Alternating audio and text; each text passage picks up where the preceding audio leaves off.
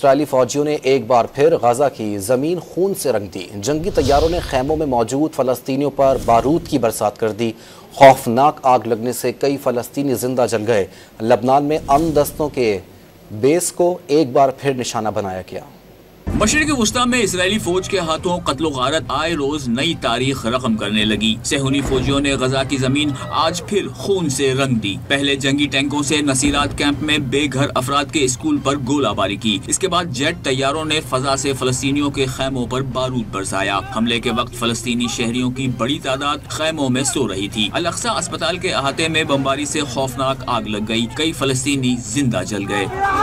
ادھر لبنان میں اسرائیلی فوج کی دہشت گردی نہ تھم سکی۔ فوجیوں نے شہریوں پر حملوں کے بعد اقوام متحدہ کے امن دستوں کو نشانے پر رکھ لیا۔ اسرائیلی ٹینک امن دستوں کے بیس کا دروازہ توڑ کر زبردستی اندر داخل ہو گئے۔ اقوام متحدہ نے امن مشنز پر حملے بین الاقوامی قوانین کی خلاف ورزی قرار دے دی۔ سیکرٹری جنرل انطونیو گوتریس نے خبردار کیا کہ لبنان میں امن دستوں پر حملے جنگی جرم ثابت ہو سکتے ہیں۔